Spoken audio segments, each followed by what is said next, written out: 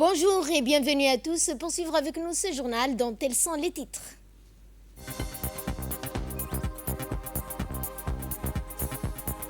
La jeunesse, la spiritualité et sport dans les quartiers dans le cadre des activités du mois béni du Ramadan. Nouvelle du monde cette fois, une nouvelle doctrine pour éteindre les foyers de tension. C'est ce que nous verrons en fin de journal. C'était les titres place au développement de ce journal et nous ouvrons ce journal par la remise de kits et d'équipements à l'ensemble des CDC de la capitale mais aussi des régions de l'intérieur. La dotation comprend notamment des ballons, des trophées, des médailles, des baby-foot, des tables de tennis, conseils, ainsi que des PlayStation 5, des téléviseurs Smart TV, etc. Grâce à ces équipements, les CDC deviennent des pôles d'animation attractifs où la jeunesse se retrouve avant et après la rupture du jeûne pour participer collectivement à des tournois et concours éducatifs. Au-delà des loisirs, ces tournois favorisent l'apprentissage de l'effort, la discipline, le respect des règles du fair play et l'esprit d'équipe. La réussite de ces activités repose également sur la mobilisation des jeunes volontaires qui assurent chaque soir l'organisation de tournois, l'encadrement des participants ainsi que la coordination des animations culturelles et sportives. À travers la 5e édition du tournoi du Ramadan de foot, les activités culturelles programmées, cette initiative met en avant l'éthique sportive, la solidarité et l'entraide dans ce mois béni du Ramadan. Et prenons la parole à cette occasion, la ministre de la Jeunesse et de la Culture, Dr Hibo Momin Assoué, a indiqué que ces activités s'inscrivent dans l'agenda du ministère en faveur de l'épanouissement de la jeunesse en ce mois béni du Ramadan. Donc bravo, je pense que voilà, on vous donne les équipements, on vous donnera aussi, cette fois-ci on va renouveler une bonne partie de vos matériels qui peut-être se sont cassés ou tombés en panne. Donc il y aura les haut-parleurs, il y aura les pick-pong, les baby-foot, donc on va aller faire les télés. Voilà, et moi j'ai une dernière chose à dire, les équipements des CDC sont vraiment très précieux. Il faut vraiment les surveiller comme les prunelles de vos yeux. Donc là, j'ai demandé aux équipes qu'on puisse faire des inventaires réguliers. C'est très important que ce matériel-là, il reste pour que tous les jeunes puissent en profiter. D'accord? Donc, si à chaque fois, et que les directeurs fassent leur boulot, s'il y a quelque chose qui est tombé en panne, s'il y a quelque chose qui n'est pas fonctionnel, c'est que vous-même, vous puissiez le transmettre pour qu'on puisse actualiser nos inventaires, voilà, et pouvoir maintenant, comme on s'est fait un bon stock, qu'on puisse régulièrement remplacer les équipements et les matériels qui sont défectueux et faites en sorte que cette année, à part ce sport, le spirituel soit au cœur de vos activités du mois de Ramadan. Vraiment. Donc là, on est en train même de structurer l'apprentissage du Coran, de structurer le hadith, mettez le paquet là-dessus et le tournoi foot juste avant. Peut-être certains vont le faire basket, mais je pense que tout le monde est sur le foot. Mais vraiment, j'ai demandé à Rory et à Suleiman qu'on puisse structurer maintenant. Vraiment, centrez-vous sur les Corans et le hadith et l'éthique aussi, hein, la manière de vivre au niveau de la lecture même, dans les bibliothèques. Faites en sorte c'est le mois où il faut reconnecter les jeunes avec leur spiritualité. C'est très important. Donc moi, peut-être j'irai beaucoup plus vers le renforcement de ces activités-là. Qu'on puisse faire concours, donner des prix. Donc, je vous fais une demande solennelle de mettre le paquet sur ces activités-là. Suivant cette fois cette réaction de Mme Rouraya qui était présente lors de cette cérémonie de remise d'équipements. Dans le cadre des activités du mois béni de Ramadan, le ministère de la Jeunesse et de la Culture a procédé à la remise de kits sportifs, mais aussi à renouveler les matériels des CDC, de la capitale et de région, dans le cadre de ces activités du mois béni de Ramadan, pour offrir aux jeunes des activités de loisirs, mais sans oublier, comme accoutumé, les activités spirituelles telles que le concours de Coran, les conférences religieuses seront aussi au rendez-vous durant cette édition 2026. J'invite toute la jeunesse djiboutienne à participer aux différents programmes qui vont se dérouler durant ce mois béni dans les différentes CDC de la capitale, mais aussi dans les régions. Nous allons parler décentralisation avec cet appui donné aux communes de la capitale dans le cadre du renforcement du processus de décentralisation. Le ministre délégué chargé de la décentralisation, Kassim Haroun Ali, a procédé à la remise officielle de véhicules destinés aux communes de Balbala, Boul'Aous et Razdika. Cette cérémonie s'inscrit dans la mise en œuvre du programme d'appui à la gouvernance financé par l'appui de l'Agence française de développement, l'AFD. Elle s'est déroulée en présence de l'ambassadeur de France, du directeur de l'AFD ainsi que du directeur du financement extérieur. La dotation de ces véhicules vise à renforcer les capacités opérationnelles des 3 communes de la capitale en améliorant leur mobilité dans la conduite des missions quotidiennes. Relancer les activités, je pense qu'on est là conjointement parce que c'est un travail qui mobilise de manière transversale et sur plusieurs ministères. Donc je pense que c'est important de le souligner aujourd'hui que c'est un travail collectif, la relance de ce projet. Peut-être faire un petit point sur les prochaines étapes opérationnelles pour compléter ce qui a été dit par monsieur l'ambassadeur. Oui, il y a la remise de ces véhicules, mais l'important maintenant, c'est la mobilisation de l'assistance technique qui va venir superviser les chantiers.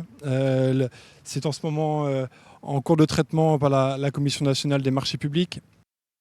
Et quant à l'ambassadeur de France, il a souligné l'excellence de relations de partenariat entre Djibouti et la France, tout en soulignant la qualité de la coopération bilatérale. Je rappelle que ProGouv est un projet de l'AFD qui est spécifiquement dédié à l'appui à la gouvernance de Djibouti. Il est en cohérence avec les priorités nationales et il cible un secteur stratégique défini par vos autorités, par vous, Monsieur le Ministre, Président de la République, celui de la décentralisation. L'objectif de ProGouv est clair, améliorer la qualité et l'efficacité des services publics locaux en renforçant les capacités des collectivités de la ville de Djibouti. Le projet soutient ainsi des actions de formation au profit du personnel communal, ainsi que des activités d'appui institutionnel et d'assistance technique. Il finance également des projets prioritaires d'aménagement urbain, notamment la réhabilitation de marchés et d'infrastructures à caractère socio-économique dans les 3 communes. Des travaux de réhabilitation des bâtiments communaux sont également prévus au bénéfice direct des populations. Les véhicules remis aujourd'hui contribueront concrètement à renforcer les capacités opérationnelles des communes. Ils leur permettront d'assurer un meilleur suivi des services publics locaux et de renforcer leur présence sur le terrain, au plus près des quartiers et des habitants. Ces véhicules faciliteront également la supervision et le suivi des projets d'infrastructure et des différents travaux de réhabilitation qui sont menés, comme on l'a dit, dans le cadre du projet. Et pour sa part, le ministre délégué chargé de la décentralisation, M. Kassim Haroun Ali, a qualifié cette initiative d'étape majeure dans le processus de décentralisation. Ces véhicules sont mis à la disposition des 3 présidents de communes pour servir essentiellement aux déplacements effectués dans le cadre de leur mission d'élus et d'administration. Il incombe à la responsabilité de 3 présidents de communes de veiller à la maintenance de ces véhicules et à leur utilisation à des fins professionnelles. Un investissement qui va contribuer au bon fonctionnement des communes et permettre d'atteindre les objectifs fixés. L'octroi de ces véhicules roulants symbolise l'excellence de coopération qui existe entre la République française et la République de Djibouti. La France a toujours été accompagnateur du développement de notre pays, en lui apportant un appui multiforme et multisectoriel. En ce qui concerne le ministère de la décentralisation, elle a accompagné la décentralisation en République de Djibouti sur le projet ADIL 1 et le projet ADIL 2 qui est en cours. Et je remercie l'ambassadeur et le directeur de l'Agence française de développement ici présent. Enfin, des relations diplomatiques fondées sur l'amitié et la fraternité du peuple conformément à la politique étrangère prônée par son Excellence Ismaïl Omar Guelleh depuis son accession à la magistrature suprême, a mis sur les rails le développement de la décentralisation. Le président de la commune de Boul'Aous, présent à cette cérémonie de remise de véhicules, a réagi au micro de la RTD. Aujourd'hui, c'est un grand jour pour les collectivités territoriales, pour les trois communes de Djibouti-Ville. Vous savez, donc, nous attendions ce moment depuis longtemps. Nous avons profité, nous avons eu un don de voitures dans le cadre du projet ProGouv, financé par l'AFD. Nous remercions énormément la France qui est toujours à nos côtés. Si je m'exprime aujourd'hui, c'est grâce à l'éducation que j'ai eue et c'est grâce à cette langue française que je me fais comprendre. Ce projet, vraiment, c'est un projet qui nous tient à cœur.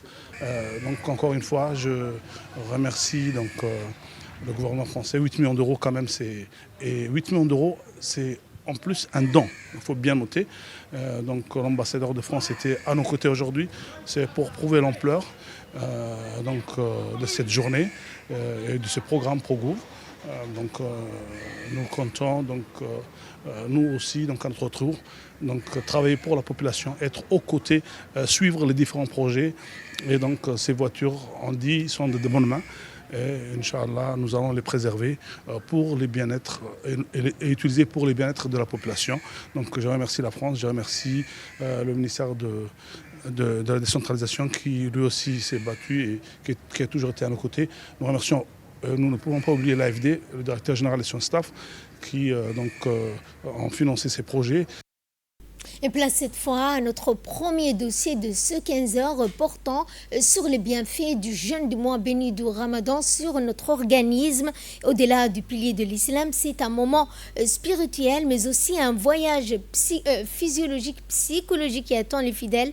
Un voyage parfois difficile au début mais aux effets surprenants, plongé donc au cœur des incroyables transformations du cœur humain en ce mois béni du Ramadan.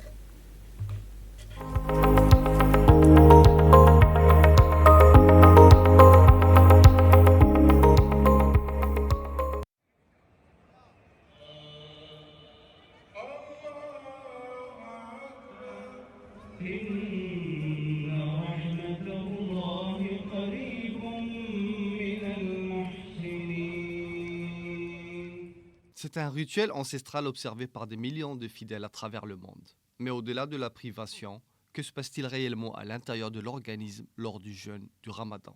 Les premiers jours sont les plus éprouvants. Le corps, privé de nourriture et d'eau, du lever au coucher du soleil, voit son taux de sucre dans le sang chuter. La pression artérielle baisse, c'est le début du grand nettoyage. Mais ce choc initial se manifeste souvent par des maux de tête, des vertiges ou une faim tenace. Le corps donne l'alerte. Sur le plan scientifique, cette phase correspond à une transition métabolique. L'organisme épuise ses réserves de glucose et commence à puiser dans le glucogène stocké dans le foie et les muscles. Mais c'est un bouleversement hormonal qui provoque ces symptômes souvent comparés à un sevrage temporaire. Puis, progressivement, le calme revient, le système digestif, enfin au repos, peut souffler, libéré de la lourde tâche de la digestion. L'énergie du corps est réorientée, elle est désormais consacrée au grand nettoyage en profondeur.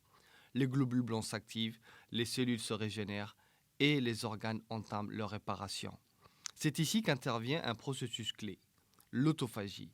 Ce mécanisme est une sorte de recyclage cellulaire. Les cellules éliminent leurs déchets et leurs composants endommagés pour produire de l'énergie. Le jeûne est l'un des déclencheurs les plus puissants de ce processus de nettoyage interne. À mesure que le jour passe, une transformation s'opère. Le cerveau devient plus apte à la concentration, la mémoire s'aiguise, une sensation de bien-être général émerge. C'est le signe que le côlon, le foie, les reins ou encore la peau sont en pleine phase de détoxification, éliminant ainsi les toxines accumulées. Des études en neurosciences montrent que cette clarté mentale s'explique par la production de cétone, une énergie de substitution produite par le foie à partir de graisse.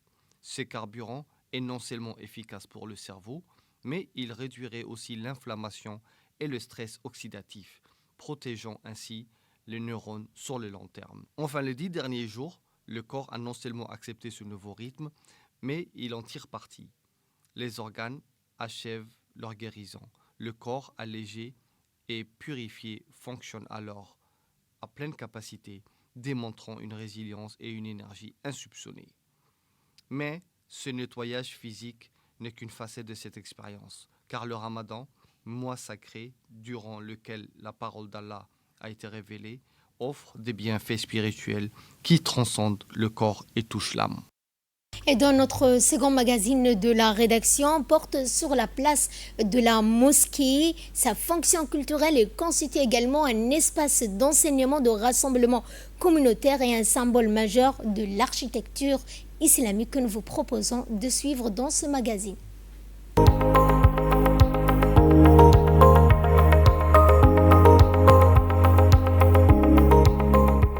À Djibouti, les mosquées représentent l'un des piliers de l'identité religieuse et culturelle nationale.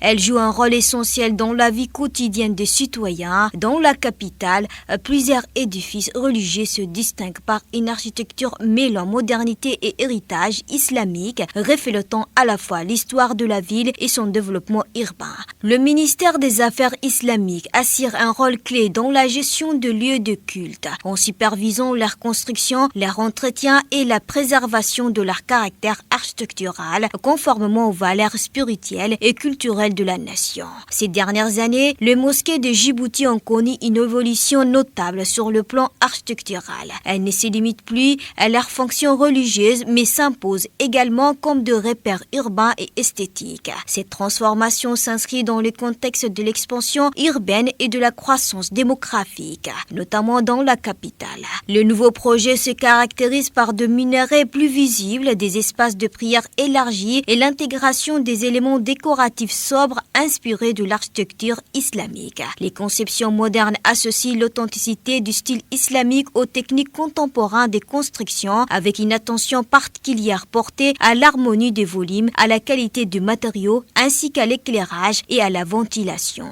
Certaines mosquées récentes sont ainsi devenues de véritables monuments urbains reconnaissables à leur coupole imposante, leur minaret élancé et leurs ornements soignés. Tout en conservant une identité locale affirmée, elles contribuent à renforcer la présence du patrimoine religieux dans l'espace public. Aujourd'hui, les mosquées de la République de Djibouti poursuivent leur modernisation tout en préservant leur mission première de lieux de culte. Elles demeurent également des espaces d'enseignement du Coran, de diffusion du savoir religieux et des activités sociales en participant activement à la cohésion et à la solidarité au sein de la société.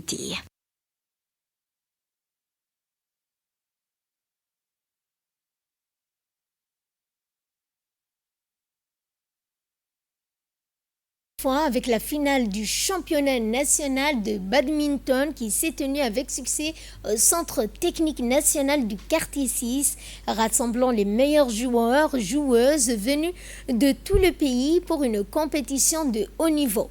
Après plusieurs jours de rencontres intenses et spectaculaires, les finalistes ont offert au public un show exceptionnel marqué par un excellent niveau technique, de l'engagement et un esprit sportif remarquable. Les champions nationaux ont été récompensés lors d'une cérémonie officielle en présence des autorités sportives, des représentants de la Fédération nationale de badminton et des partenaires de l'événement. Cette édition du championnat confirme la progression croissante du badminton national et met en lumière les talents émergents qui porteront haut les couleurs lors des prochaines compétitions internationales.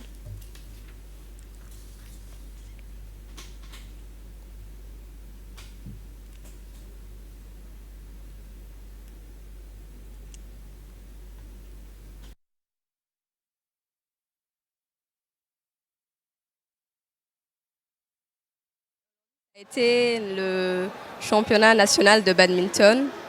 On a joué les finales du championnat national de badminton qui s'est bien déroulé. Aujourd'hui, le samedi, qui a été organisé ici au CNTS de quartier 6. Et on remercie à la Fédération de football qui nous a donné l'autorisation, nous a permis de faire notre championnat ici. On remercie aussi nos invités, le club français de badminton qui nous a donné l'honneur de venir ici à notre championnat.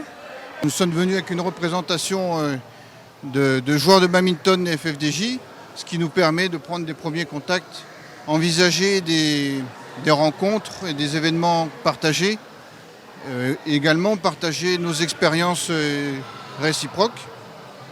Et de là, nous passons à ce qui domine l'actualité régionale et internationale. L'Union africaine renforce ses efforts pour instaurer une paix durable sur le continent.